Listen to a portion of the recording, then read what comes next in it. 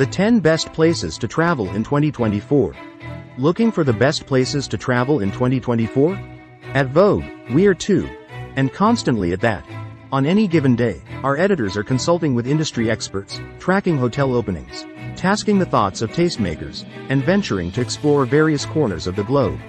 In the words of St. Augustine, the world is a book and those who do not travel read only one page. Yet, in an age of both social media saturation and over-tourism, the prerogative to do so in the know way feels imperative. For you and the world itself, a summer weekend trip to Venice in theory is dreamy, until one experiences the crushing crowds that are damaging the city's historic, fragile infrastructure. That soul-sucking scene likely wasn't shown off on your friend's carefully curated Instagram story.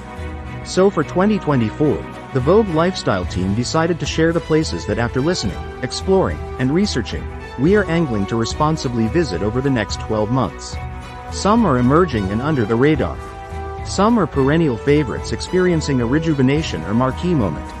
Some are meant for rest and relaxation, and some are meant for a once-in-a-lifetime adventure. What they all have in common, however, they're worth the vacation days. Below, the 13 best places to travel in 2024. Before we start, kindly like, share, comment and subscribes. 1. Sifnos, Greece.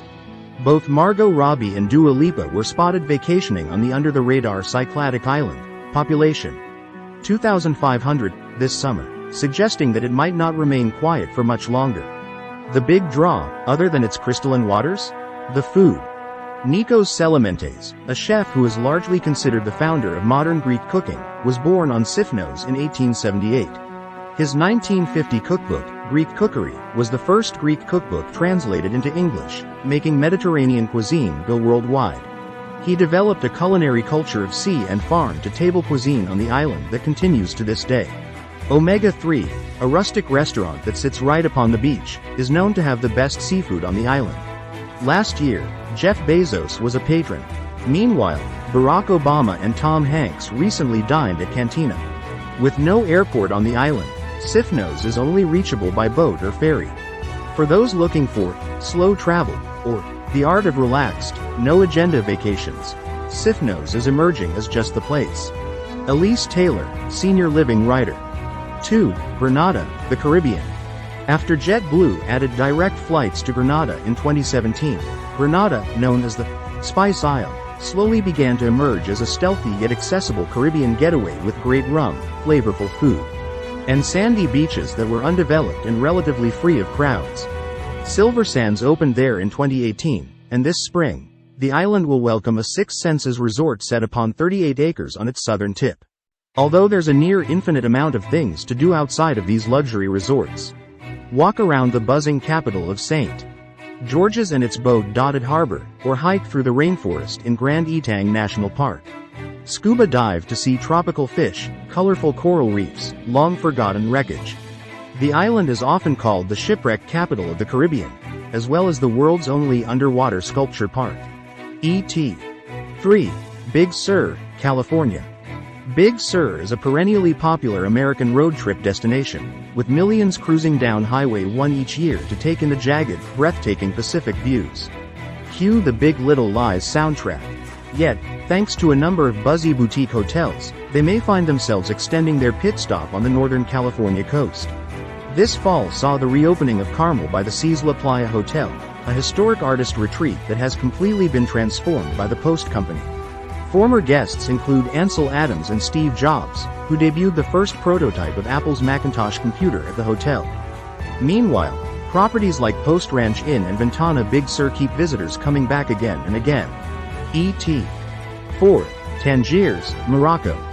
While the rich history of Tangiers stretches all the way back to ancient times, it was during the early 20th century, when it spent a few decades as a colonial, international zone, that it first earned a reputation as a travel hotspot for free-spirited Westerners, ranging from Tennessee Williams to the Beat Poets to the Rolling Stones. That countercultural spirit remained even after the Moroccan independence for those looking to shop in its labyrinthine souks, take in its Art Nouveau and Art Deco architectural marvels, soak up the sun at the city's nearby beaches, and drink the night away in one of its atmospheric, speakeasy-esque bars. Over the past year, however, Tangiers has finally opened a pair of luxury hotels to match. First, there's the Fairmont Tazi Palace, which opened at the end of 2022 in a sprawling Andalusian-style palace that belonged to a former advisor of the king, with an enormous spa and landscaped outdoor pools. Elsewhere, Villa Mabrouka, Jasper Conran's second Moroccan hotel after his beloved Marrakesh Riyadh Lotel, opened just a few months ago. A 12-room, bohemian boutique stay in the former home of Yves Saint Laurent with interiors by Jacques Grange, extensive gardens, and spectacular views over the Strait of Gibraltar. If you're seeking an escape for some early spring sun with a side of style and culture, right now, there's nowhere better than the Bride of the North. A nickname the city acquired, by the way, for the striking white houses and mosques that line its hillsides. Liam Hess, living editor. 5. Mystique, the Caribbean. It's hard to say that Mystique is having a moment.